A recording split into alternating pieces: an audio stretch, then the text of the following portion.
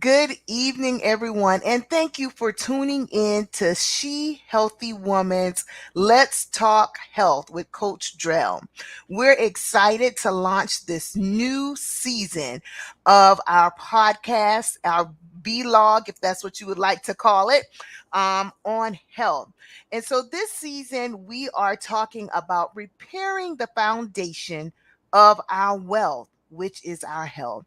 And tonight, I'm excited for this conversation. September is Diabetes Awareness Month. And this month, we have with us the lovely, amazing, resilient, and talented Miss Barbara King, who is the co founder of African American Diabetes Association. And we're excited to have this conversation with her tonight because this is a much needed conversation in the Black community. Diabetes, as we know, is very common among African Americans. And so tonight we're wanting to be candid. We want to have transparency regarding this common disease that is a common killer in the Black community. So tonight we welcome Miss Barbara King. Thank you so much for joining us. Thank Thank you for you. taking time out of your busy schedule to have this conversation with us tonight. Thank you for having me. I truly appreciate it. And thank you for just respecting us diabetics and people that are struggling with diabetes. It's nice to be able to come on and just talk about it and my history with diabetes. Awesome. I'm glad that you are transparent to share your journey and your story with us. Can you tell us about what prompted you and Mr. King to launch this wonderful organization on diabetes for the Black community? So years ago, myself and Leon Rock, I met Mr. Rock, and we it was not with diabetes work. We was just doing other business work, and we started talking about diabetes, and he was a type 2 diabetic. I was a type 1 diabetic, and we just had conversations, and we he looked up things regarding diabetes. I couldn't find a lot of information regarding African American and diabetes. And so the first site I go to, of course, it's a site, where most diabetics go to, the American Diabetes Association. And so I go to that site and I really couldn't find anything that spoke about the type of diabetes that I had. And me and Rock just used to just share our stories. When I was, had a lot of struggles going on with my diabetes, he shared his stories. And then we just sat and said, you know what? We got to do something about this for our people of color that don't know where else to turn. There's nothing where you can go on and talk to anyone and let them know that how that diabetes truly affects African Americans so differently. And so just in our own stories, and we got a board together. We did it the right way. We 501(c)(3), and we got our team, and we just from there we just been going, and this it's been a fight. People have tried to get in our way and step in our way, but God is determined to make sure our word gets out there, because this is a disease that is killing so many of our people, so many people of color, brown skin. It's killing us. And so for myself, I had a total pancreatectomy back in 2004. I kept passing out, didn't know why. And I worked in a lab at the time as a lab technician. And working in the lab, I used to just test my blood and just do samples. And I tested one day and I kept saying, I feel like I'm passing out. And my boss said, let's just run everything. My sugar was 30. And so I ended up I literally was passed out. So they got me to urgent care, and they said, your sugar's really low. And it just kept happening, and it was happening more and more. I finally went to see a doctor, and the doctor said, they did a whole bunch of tests for years, and that's when they told me that I had something called insidious blastosis disease on my pancreas. And they went in 2004, they took out part of my pancreas because they said at that time when I had the surgery, you couldn't really live without a pancreas. And after they took out half of it, I still kept getting the low blood sugars, low blood sugars. And when the biopsy came back, they said it was all over that piece of pancreas that they took out. So they said, we're going to have to go back in and take the rest out.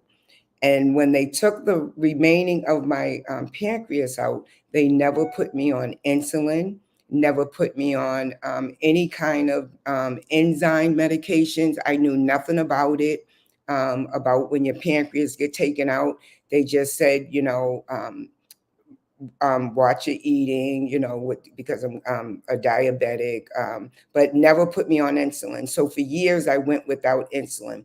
I went to the doctors. My hemoglobin A1C was almost in the 14 something, and they could not believe it. And so when I went to the bathroom, it was nothing but oil coming out of me, nothing but oil. I can go pee, and there was oil just running out of my rectum area. And so when I when I noticed that, it was just so embarrassing because it was horrible. So no matter what I ate, I couldn't eat burgers, I couldn't eat anything greasy, anything red, no spaghetti, no, it just runs through me. And so they said, well, you were supposed to be on enzyme medication. You need to take that for the rest of your life. I'm like, wow, 2, 3 years later. And at that time, I had lost almost probably when I got sick, I probably lost a good 60 pounds because of losing so much of my nutrients that I wasn't keeping anything in. And then I ended up developing breast cancer in 2005, right after that. And so it was just a battle for me, trying to deal with the pancreas, trying to not having a pancreas, and not knowing how to even treat my diabetes because I didn't know about the insulin. I didn't know I had to give myself shots and doing chemo, radiation. So it was just a whole mixture. And then after I started feeling a little bit better and got through the cancer and Man Rock, and when we started Mhm. really working on this diabetes challenge. It started probably, maybe I think I'm not good with dates, but it probably has been over 6 or 7 years that we really started putting some work into it, and saying we got to do something because we have suffered long enough. And that's when that really made us get together and develop the African American Diabetes Association. And we fought, we did the work, we went out there, we did, went to workshops, we did trainings with people. We just went out there and tried to help people in our community. In Boston, Maryland, we was talking to people on the phone. We do work with inmates that have diabetes because we can't Oh, forget about them. And so okay. we just did a lot of work just trying to focus and let people be aware of diabetes, and that type 2 diabetes can be prevented. It can be prevented. We don't, you don't have to live with it. It's not something that you have to live with. And so it's hard. Um, and so I don't know. I find now that it's not as much as a challenge as it was for me now back then, because I think I know how to fight for myself now. And I And I think back then I could not fight for myself. I just and felt like I depended on the doctors way too much. And that's very important too, Miss King, is that we learn how to advocate for ourselves, Yes, especially when it comes to diabetes. yes. And it says, and I was, researching and reading your website, and 1 in 3 Black adults has diabetes. One out Really. of 3 adults has Black adults have diabetes.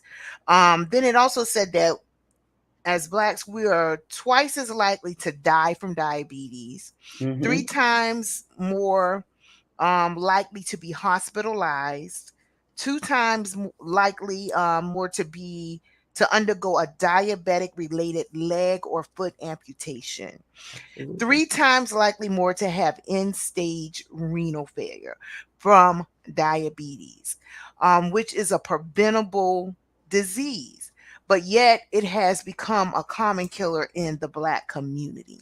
Absolutely. And I think for us that a lot of it is knowing, as you said, knowing how to properly prevent it, knowing how to properly manage our Yeah. diabetes, and being what I like to call a go-getter advocate for your health. And I say that because, and I say that with all Sorry. sincerity. That's okay. I'm With sorry. all sincerity of asking questions, not just, going to the doctor and being totally dependent upon his research, his knowledge, his understanding of the disease that we are dealing with, but to do our own research, to research treatments, to research ways to prevent it, and then to follow up and ask questions to recommend treatments for ourselves. Um, Being that advocate, as you said, it helps to eliminate that total reliance on um on your doctors, because we have to remember that this is our body. We are the ones facing Absolutely. the higher risk. We're the Absolutely. ones facing the higher death rates, the higher hospitalizations, the higher amputations, Hmm. when it comes to diabetes. And we do have a comment from Miss Brock that says eating healthy is key. And diet is very important Very. in managing and preventing diabetes as well. Would you speak to, being an advocate? What was your turning point, and how did you, some tips or strategies on how to become a better advocate for yourself, especially when we're dealing with our health? So one thing I like to, the person said eating is key. It is truly key because I tell you, and I love to share this story because I love candy. I love eating gummy worms. And so I used to just eat them, constantly eating them because I'm like, hey, I don't have a pancreas. I keep having low blood sugars. So I'm going to eat the Mhm. candy because I need it. Then I thought about it and I said, Barbara, your hemoglobin A1C probably won't come down because of those gummy worms. And then I just said, the doctors, and I say, everyone, my family used to say, the doctor says eat anything. The doctor says eat anything because you don't have a pancreas. You need to eat. And I was listening and I was eating anything. And then I finally just something in my head said, you want your hemoglobin A1C to go down? Leave those gummy worms alone. Now I'll eat them, but I know how to eat them in moderation now.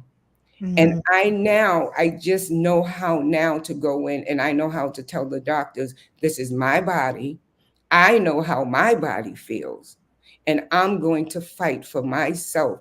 But the only thing that gets me and makes me even fight harder is because I'm so concerned about the people that can't fight for themselves, Mhm. the elderly, the people that are Yes. so sick, the people that have lost their limbs already and then they still go to the doctors and they don't get the care that they need. That's why we of people of color are losing our limbs so much because guess what? We don't get the same treatment. Unfortunately, we don't get the same treatment as our counterparts. We don't and we don't have enough African American doctors, not Mhm. in my state. I don't see enough of my own doctors that can understand that I came from a household where my mother was from Mississippi, Yazoo, Mississippi, and my father from Vicksburg. And when she cooked, she cooked. When she made macaroni and cheese, she made some cheesy, greasy macaroni and cheese. When she cooked, she put everything into it, the sugar, we know when Mhm. we look at certain things, we know it's not healthy. But we also got to say, you know what? I don't deprive myself of anything, but I do know that I eat everything in moderation. I And will. that's key. Moderation is key. And I The- think um for a lot of us, we are not used to eating in moderation. We think, we sometimes tend to forget Yeah, about portions, yeah, and that portion size matters, and it can make a big difference between having a A1C that's under a 5 and an A1C that's over a 10 or a 12 or a 7 or a 9. And it really doesn't take a lot for us to satisfy cravings, um, but we tend to pile up the what I like to say, the good food. As you said, we tend to eat. We do. yeah. We're being transparent. We're being Being candid. real. We're being real. Um, Fried chicken, fried foods, foods filled with processed sugars, processed foods. All of these things, we tend to have in our diets, and we don't have them in our diets in moderation, and Absolutely. that causes us a lot of problems. I think the biggest part is changing the way we see food, Mm, and how we eat food, just adding new things to our diet, such as things that we don't normally try: eggplants, squash, maybe zucchini, different fruits and vegetables, and cutting out some of the processed foods, the meats, um some of those things that just have a tendency to break down in our bodies as sugar, or break down into our body, break down as a fat in our body. So we just really need to, I think, push that home is moderation is key when it comes to our diets, and when it comes to preparing meals and eating, especially when we're eating out. That's one thing, eating out, we don't really know how much sugar or salt they're adding in foods when we eat out. um absolutely.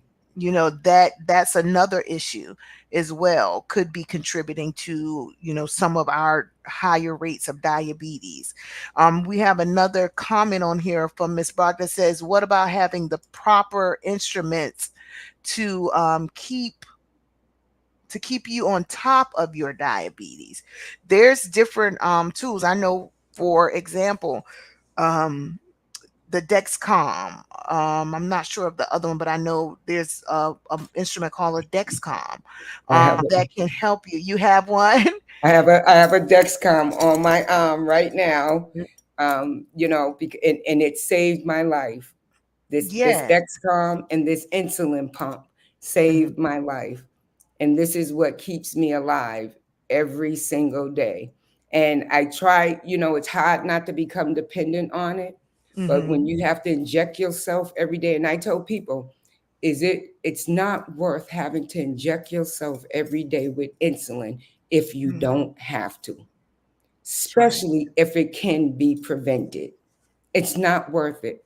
I would never wish this of diabetes or type 1 type on anyone. It is serious. I have had so many medical ailments since I've had diabetes. My Mhm, eyesight is bad. I've had eye surgery. I've had so many surgeries. Right now I'm dealing with severe diabetic neuropathy in my legs. Um, mm, so it's so many things that comes along with diabetes, and you have to have the proper instruments. You got to be one that can test. If you don't like sticking your fingers, get Dexcom. It doesn't have to be Dexcom. It could be another one. They have so many now.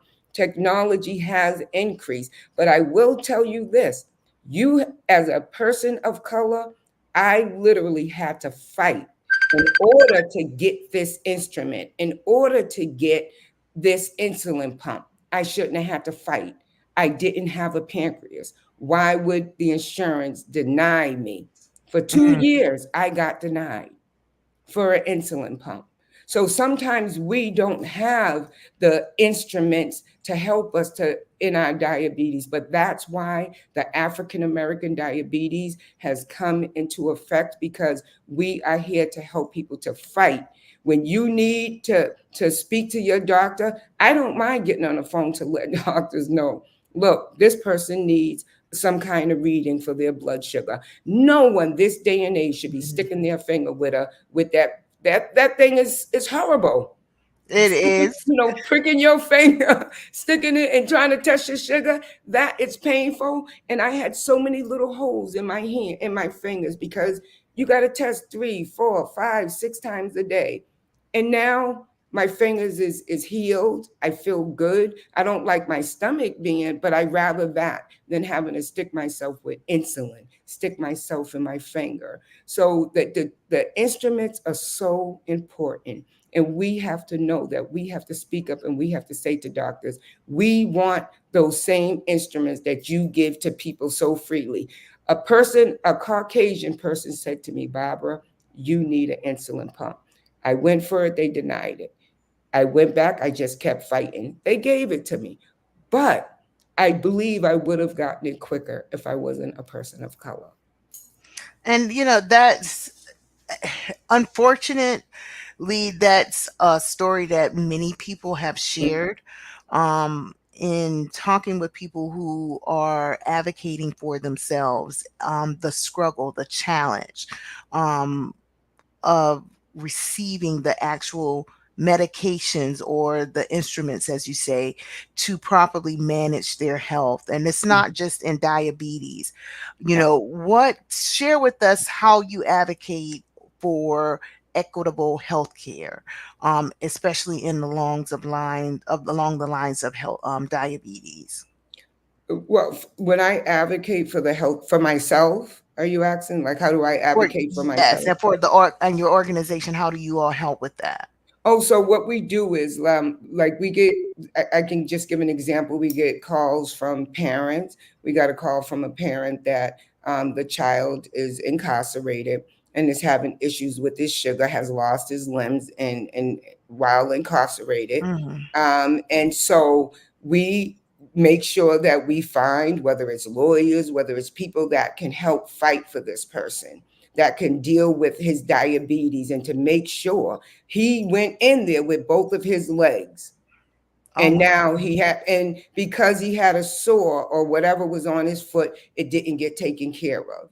And then he wakes up and he has no legs. So we have a right. We need to fight. He has no voice. He's incarcerated. His mother's sick. She has no voice. No one's Mhm. listening. So we at the African American Diabetes, we will call, we will try to fight, we'll do research, we try to go out there, we go into the community. Right now, they've done so many things out in Maryland, Baltimore, where they're doing events just to try to let people know how serious diabetes is. We if we got to try to speak to them to try to fight to help you get an insulin pump, a sensor, the information, the site has a lot of information on there. And I always say to people, go on it. It's on Facebook, Instagram, the African American Diabetes, and we will support you. We will try to get you through this. Diabetes is a true challenge. It is a challenge. And to me, I don't distinguish between, yes, type 2, it's not good, but I know it's something I got to live with. But when I hear type 1, when I hear someone say that they have type 2, I say to them, you can reverse it. It is reversible. Mm. You can reverse it. We don't want to change our eating habits, but trust and believe the eating habits is what causes your sugar to go up. Yes. What you put in your mouth is going to determine what your blood sugar will be. And so I think once you, like, you mentioned earlier, and we have things on the site also about food and things that will help. We do a lot of trainings, workshops. Sometimes we set up tables and go into our communities, and we talk with the people in our community, and just let them know that you don't have to live with type 2 diabetes if you don't have it. But sometimes we don't have the, someone to just let us know the truth about it. The doctor, you go in there, I go into the doctor, okay, your hemoglobin A1C is really high. You need to not do this. Okay, so what else could be the matter? Like, did you figure out why is my A1C? Did you ask me what am I eating? Did you try to figure out to say go to a nutritionist? So you don't we don't and I don't want to say everyone don't get it, but I can speak for myself. I know I did not get that. I didn't get that kind of care. So that's what made me even say I got to fight for myself. And so the having the African American diabetes just made me just want to fight even more to help to help any, and I will help any race, but I am really focused on the people of color because we do not get the care that we should be getting when it comes to diabetes. Thank God Massachusetts has where you got to have health insurance, whether it's mass health, everyone has to have medical insurance. And so, even that, sometimes they still charge you so much for your insulin that you can't afford it. You can't. I remember I was having a conversation with Rock today, and I said, I remember before I was able to get some of Mass Health to help me cover my prescriptions. I said, I remember having to go less on my insulin, not to give myself so much, so I Mm. can have some left. And so I won't run out of insulin. How do you give somebody with no pancreas one bottle of insulin and you give them a pump and then it takes 3 units of insulin in it? And so it just doesn't has no sense to me. And so thank God now Wow. because of me fighting, now I get the amount of insulin that I need. And that's very important that you share that the rising cost of medication. And I know here in South Carolina they're working to reduce the cost, capping the cost of insulin, or reducing the cost of insulin, I should say, along with other medications. We have a question here from Miss Brock, who says, who is the contact person in South Carolina? Do you all have a contact person in South Carolina, as far as being able to help advocate for African American diabetes, people with African American people with diabetes here in South Carolina? They are right now, they are doing so much work all over. I don't know if they actually have someone in South Carolina, but even if someone called us and they're in South Carolina, wherever they are located, we will find out who are the support people that we can get them in touch with and to Hmm. make sure that their care is being taken care of. And Awesome. so that's what we will do. So we don't have to be in that state, but we will still help you with making sure that you are speaking with someone that has some experience in diabetes, and Yes. that understands. Because, and I will always say this, a lot of people don't know the history sometimes of Black people or people of color in their eating. I came from a big family. Like I said, just the way my mom cooked, she was raised from the South. So we didn't eat healthy. We didn't eat a lot of fruit growing up, you know. And so now that I know this, it was important for me to now teach my kids and my grandchildren that, eat healthy. Don't eat like that. I used to have to get on my daughter about the Splenda, all the sugar she uses and things. I'm like, I tell you, you see what my life is like as a diabetic. You don't need to do that to yourself. And you brought up some really great points. I know you touched on the additional surgeries that you've had. Mhm. Let's circle back to that before going a little further. Um, I think a lot of us may not realize that diabetes is the leading cause of kidney failure, especially in the Black community. It's the leading cause of kidney failure. Diabetes. There's so many other issues that come along with diabetes, as you stated earlier: kidney failure, Mm-hmm. heart problems, and people now are now looking, and there's now research to support that dementia, Mm-hmm. Alzheimer's. Those are what they're considering to be diabetes 3 or a third type of diabetes. It's all related to sugar, Yeah. and sugar levels. So, you know, share with us just a little about managing what else comes along with diabetes. Whew. What comes along with diabetes? Nerve pain, nerve pain, nerve pain.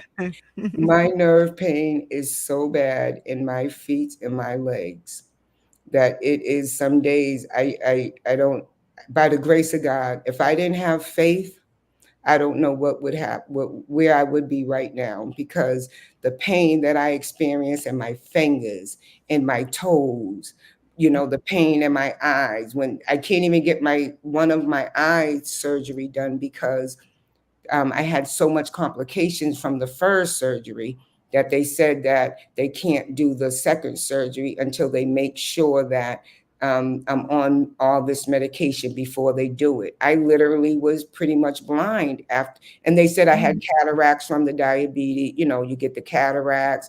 Mhm. I had something else going on with my eyes, but there was so many things I just felt like with diabetes that, and sometimes I say, are they using diabetes as the excuse for everything with me? Oh my Because goodness. everything is all because of the diabetes. But then I believe it. I believe it. The diabetes will kill you. If you don't handle it, it will kill you. And I said to Rock, I say to anyone, I don't want on my death certificate that I died from the complications of diabetes. Mm, I don't want that. I don't want to die that's from the profound. complications. That's You know? profound. And so, to me, that so I'm going to do everything that I can to fight for myself and for anyone else that's suffering with diabetes. And I just say that I hope my story and just how I suffer on a daily basis with diabetes. I've been in a coma twice because of low blood sugars. And Mhm. so, me just dealing with all of that and my grandkids seeing me passed out, wait, they can't, and I'm here with them on the weekend and then they find I'm on the floor and they're trying to call the ambulance. And so just thinking of all of those complications that diabetes, and I say to them, you just look at what Nana goes through. So try to eat healthy, and Mhm. that's one thing I say about my daughters. They try their hardest to eat healthy. And yes, I hope it scares you. Mhm. I hope it scares you enough that it makes you want to eat right and do right so you could have your body a little bit longer. Because Yes. the diabetes, it takes your eyesight. I've had a total jaw. I don't know if you could tell, but my whole jaw on this side is swelled. I've lost some of my hearing in my ear because the diabetes had ate up the joints in my jaw. And so I'm like, what does diabetes got to do with my jaw? And when I they never said it to me, then I started doing more research. What causes TMJ? What causes TMJ? I literally couldn't chew, I couldn't open up my mouth, and they couldn't figure out what was going on. Big lump out here. And I keep track of everything, all videos of what I went through with diabetes. And when they had to do that jaw surgery, it was so excruciating. And they need to do the other side, but I say this side is going to have to wait because it's been almost 2 years and it's still Mhm. not healed. I got still a big lump coming out of the side and from diabetes. And so we don't even realize that how does diabetes affects our joints and our jaw, but it affects all parts of our body. And All. that itself is very I mean, that, because when we think about all that diabetes can affect, we never think really about joints. We think about people developing sores and then they've had an amputee. We make sure, we always tell people, make sure you check your Your skin. foot. Make sure you don't get any cuts on your feet, or we want Yeah. to make sure that you don't stump your feet. And we always talk about kidneys, but to think that it actually affects your joints, it could actually Yes. impact your joints and how you're able to chew, how you're able to eat. It's diabetes has a long reach when it comes to our health.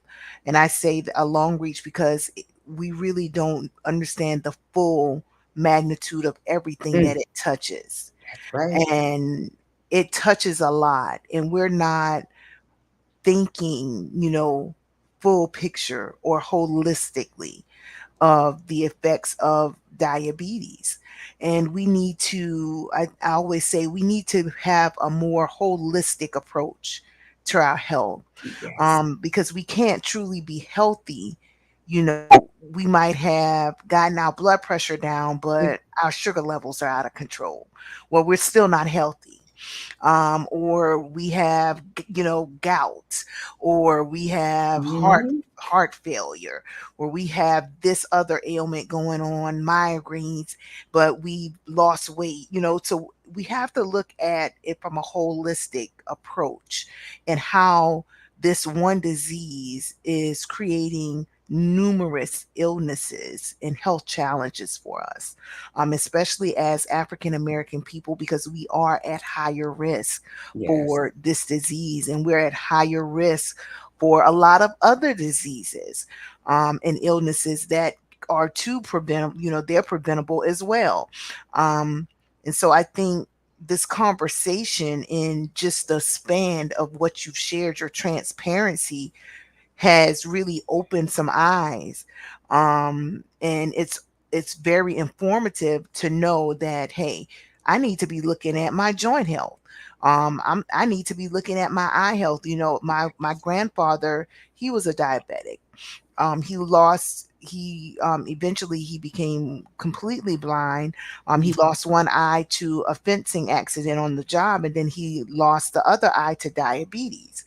Mm, um and so diabetes can take your sight. It can take your yeah. vision. It can be temporary, but it can also be permanent. Permanent. And so we need to be mindful. And now we're looking at diabetes as taking our ability to think, our ability to remember, Hmm. when it comes to diabetes. And I think that as African American people and people in general, as you said, we help all people, but our focus on this podcast is on the African American or the Black Yes. community. um, we need to look at it from a holistic approach. We need to Yes. make sure that we are getting our checkups, not just for our blood pressure or for our sugar levels, but we are checking our eyes. As you said, cataracts. Cataracts is common in Yes. African Americans. Yes. It's a common disease. I know right now of people that have cataracts, and insurance tell them that, well, the cataracts are not Mm, that bad to have a surgery. And that goes back to that, having equitable health care, having access to the services that you need to prevent eye loss, sight, vision, being impaired or lost. So, we have to learn to advocate for ourselves. We have to learn to speak up, in regards to these different things, and that we're facing. And I always say, don't stop at the first no. yeah. Don't stop there. Don't even stop at the second or third no. Continue to press forward until you get the services that you need. Employ help.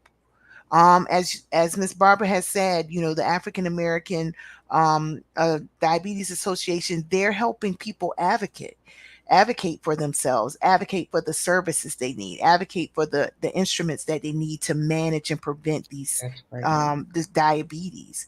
So I think that this conversation has really um, enlightened us to the reach of diabetes. Mhm. And one thing I definitely would like to say, I know for men of color, Mhm, they the hospital and the doctor's office is somewhere they do not like to go. But mhm, it is so important for men, young, older, to go to the doctors. Our problem is we wait when it's too late. We mhm. wait until they're ready to take our toe off. We wait until we can't feel things, or we're numb, or we're having chest pain. We wait. We cannot wait. And like you said, and this is what if people knew how many doctors, I always say I fired them. I ain't giving them the satisfaction of them saying that they left. No, I left you because you wasn't giving me what I needed. Oh, So goodness. I fired them. And so Yes. I went to another doctor. I will continue to go if I got a doctor hop. I will continue to go to a different doctor until I find someone that is going to do something. I see so many doctors right now. It's Mhm, so hard. But guess what? I'm going to keep fighting. You know, I'm on blood pressure medication. I'm on so much medication just for high blood pressure, for diabetes, for neuropathy, for this. And so that's a lot in itself, you know. But I'm just, and I'm happy to see Sylvia, that because it's important that men just do go to the doctors. They have to go. We as women, we have to say, you know what, you got to get up and you need to get to that doctor. We as women sometimes, but African American men, they just don't like. And I don't know if it's just they don't want to complain. They want to be strong. We have been taught that we got to be strong. You mhm. know, you got to take care of yourself too, you You know. do. And when your kids and your family see you taking care of yourself and your eating habits have changed, then they might do the same thing.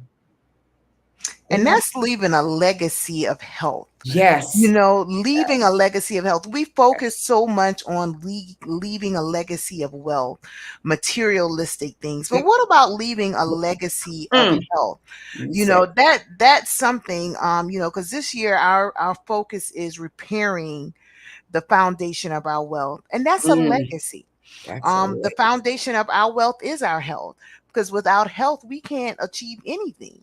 yeah, that, And so what about that? So I just think that, especially, as hard as we fight to leave that big house, or that bank account, or that trust fund to our children, why don't we fight just as hard mm, to leave a legacy of wealth, oh, well, a legacy of health, mm, to our children, that's a right. legacy where they know how to eat properly, they know how to go to the doctor, they know how to ask questions about their health, a legacy where they know how to advocate for themselves and advocate for people in their community that Absolutely. don't have a voice when it comes to Absolutely. health.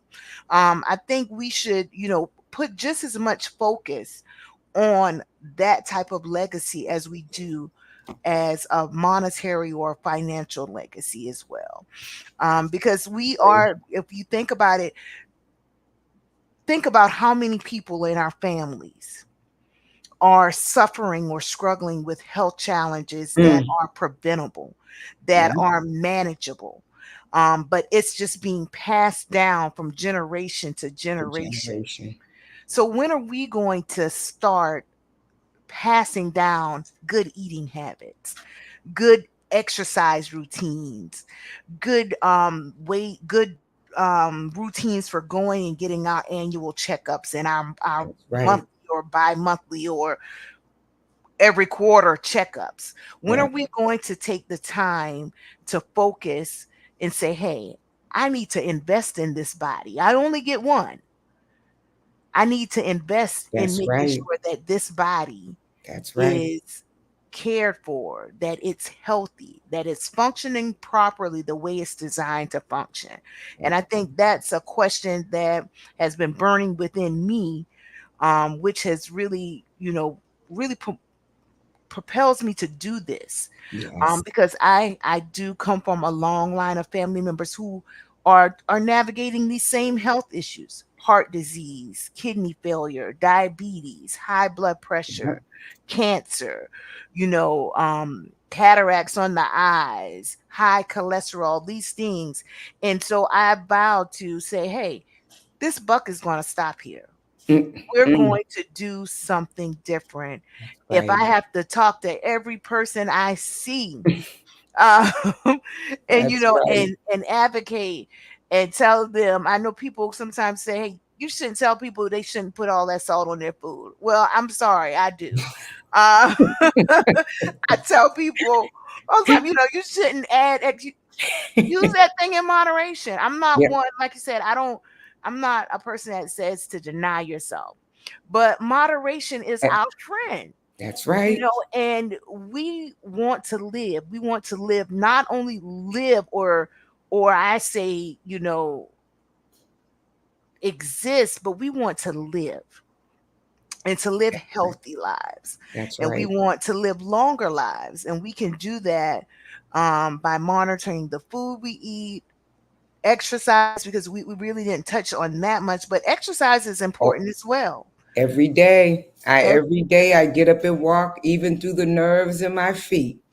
I will get up and I walk. And you know why I do it? I do it because I'm so afraid of losing my ability to walk that mm, it makes me even want to walk. And I know that that keeps the blood circulating in my legs.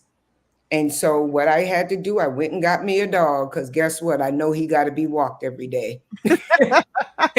And not it's a one or two motivation. times, but he got to be walked.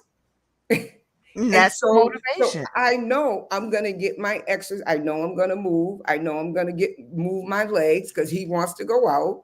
And and that's the way I try to do it, but it's so hard. But I tell people, don't, a lot of people say, oh, my goal for New Year's is I'm gonna stop eating, I'm gonna change my eat. No, don't wait till New Year's because might not make it to New Year's if you continue to eat this way. Do it Start now. now. Start Mhm. slowly. Do it slowly. It can be done. It can be done. I know it could be done. Yes, and I like that you said don't wait, start now. Start We now. have to break that spirit of procrastination, That's right. because it's a hindrance. It's a hindrance to our health. Yeah, It's a hindrance to our length of days, that's right. and so I really like that you said start now. Start by, if it's just, hey, I'm going to cut back on sodas. I'm going to cut back on my sugar intake. I'm That's going to right. cut back on those potato chips I like to eat. I'm going to cut back on that fried chicken or that macaroni and That's cheese on right. Sundays. I'm not going to have that big Yeah, old helping. Um, you know, just somewhere. Start somewhere and live. I'm just, I don't know how much more we can express that. Um, we have to be more proactive when it comes to yes, our health. absolutely. More And proactive. I totally agree. I think parents, um, you know, we as parents, our kids are going to eat what we put on the table. Because I know whatever my mother put on the table, we had to eat it. So if you put healthy food on the table, they're going to get used to eating it because they want to eat. So That's give them healthy food. Teach them what healthy food is. The fast food is killing our kids. yes. That's where our young kids of color are so obese because the fast food, the quickness, the rushness, everything is a rushing. Like let me eat this, let me eat that, and it's a rush. But we Mhm. as parents, we have to teach them. We want our kids to live. We would be hurt if our kids wasn't here. So now that's the same thing with diabetes and with any other ailments. We need to teach them it can be prevented. Yes. Let's work with them. And that's our goal at the AADA. We're going to work with our people of color so we could try to help them, to make them stronger, not to tell you what to eat or how to eat, but to make sure that you got that information, you got the data, you got the knowledge, and it's coming from the people of your color that understands. Yeah, I understand where my mother came from and how she fed us, but it doesn't mean that I need to continue living that life. Mm. I don't have to continue to do that, Tradition. you know. And so we look at our weight sometimes, and I see a family where everyone's heavy, like a tradition, right? So everyone Hmm. just eats well. But then how many of them live past 50, 60, 70, 80? Not Mm. many of them. Not if they got diabetes and it ain't being treated. And That's so true. my liver, I have issues with my liver because of the diabetes. I was so happy yesterday when the doctor finally said to me, you don't have a fatty liver anymore. Sorry, you don't have a fatty liver anymore. So I was very happy. you know so it's a lot. Congratulations to you. Yes. Congratulations. Because that's work. That's work. And I think, you have alluded to, if we want to live and we want to reverse some of these illnesses, we have to put in the work. We have to be willing to relinquish some of our ways, some of our understanding, some of our mindsets when it comes to what we eat, how we exercise, how we move, how we care for ourselves, and how we see ourselves. We can't just be stuck in a place of tradition and allowing ourselves to wither away due to Due to diabetes. diabetes. Yeah. As we approach the time, Miss King, is there any final words that you would like to leave with our viewers and our replay viewers? I would just like to say, for us people of color, we can do this. That we can fight this battle. We are here at the African American Diabetes Association to help you fight this battle. Please visit the website, stay strong, have faith, stay strong, and just keep fighting. And please be your advocate, speak for yourself. Don't let just the doctor say to you, it's okay, when you know you are not feeling okay. Don't settle for just okay. All right. If you got to go into that doctor's office every single day until they do what they got to do for you, that's what you, or be on the phone or call the AADA so we can help you, because we will fight. We are here for our people of color to make sure that we're going to fight, to make sure that we stop dying and being the on the list, the top of the list of the ones that's dying with no limbs and no, we gotta come from off the top of the list. I Yes. want to be down at the bottom of the list when it comes to my people of color with diabetes. I no longer want to be on the top of that list as the highest people of death. So Yeah. that's what I would like to see. I would just like to see us go down to the bottom of that list. Not that I want any other race on the top, but I don't want my people of color's race on the top of that list. Amen. That's very life changing. Mm, To say, hey, I want to see us at the bottom of the list that's right. for this disease, especially when we're at the top of the list for so many other diseases. That's right. I wanted to take this moment to also to thank Mr. Rock for responding to my request to be represented here tonight and to join this conversation. I thank you, Mr. Rock, because you did not know me from Adam's Cat, but you saw my request to bring this conversation to our platform, and you responded quickly and came back with the lovely Miss Barbara King, who has Thank blessed us you. with this conversation tonight. So I thank you and the African American Diabetes Association. And I am just excited about the work that you're doing, and it's just a blessing to know that we have an organization that has a shared experience when it comes to diabetes in our community, who is working, fighting, and advocating for people of color to reduce the risk that we have for for this disease. So I'm excited about the work, and I look forward to doing great things with the African American Diabetes Association, and I'm excited about this. I know that this conversation has really just opened doors and opened eyes for a lot of people. Um, and I hope that it's given someone the courage to say, hey, I'm going to change how I manage my diabetes. I'm going to change how I eat. I'm going to change how I exercise. That's our goal. Our goal is to provide knowledge, access, and support that transform lives so that we all can live healthy together. So I'm just excited. I thank you, Coach Drell. I think this is wonderful work that you're doing for She Healthy Women.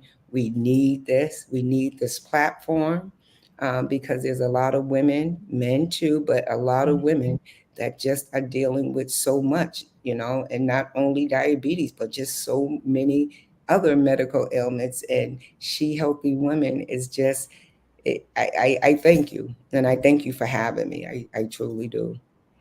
Thank you. I thank each and every one of you who are watching and who have watched with us tonight. I thank you, our replay viewers. Please make sure that you view this video, share it, like it, and follow us on social media. We are just going to be ramping up our health talks. We want to make sure that as African Americans and people of color, we are reducing our health risks. We are repairing the foundation of our wealth, our health. So I thank you for tuning in tonight, and everyone have a wonderful evening. Thank you.